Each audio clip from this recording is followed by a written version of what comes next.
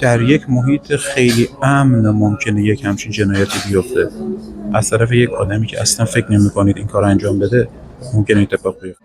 اما خب چیکار باز کرد تو این کیس؟ دو تا مسئله داره. یک، پیشگیری برای بقیه است که ما بیایم مثلا متوجه این داستان شدیم یه مقدار پیشگیری انجام بدیم.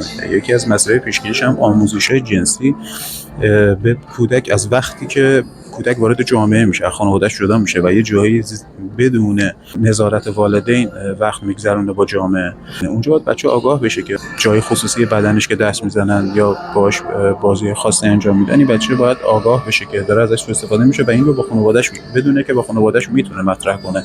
خب خیلی زودتر میشه جلوی این داستانا گرفت، به جای اینکه بچه مثلا از 4-5 سالگی مورد سوء استفاده قرار بگیره بیاد تا مثلا ایام نوجوانی مدام هر روز با تخریب‌های ناشی از این داستان زندگی کنه و الان بالاخره شخصی که چندین مرتبه اقدام به خودکشی کرده، از زنده بودن و زندگی کردن راضی نیست و خب هم برای خودش هم برای جامعه آسیب زننده میشه.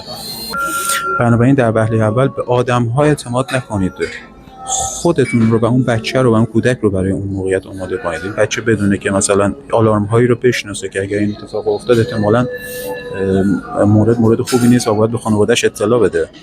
متاسفانه صحبت تلخه، ولی خب داستانی واقعی که ما به عنوان وکیل ما حس می‌کنم که وظیفه‌مونه که با جامعهمون در میون بذاریم این داستان رو، چون برای خود ما هم سخته که بیان این موضوع رو با ما در میون بذارن و ما به عنوان وکیل وارد غم یک انسانی بشیم و برای غمش تلاش بکنیم ولی ببینیم دست و بالمون بسته است.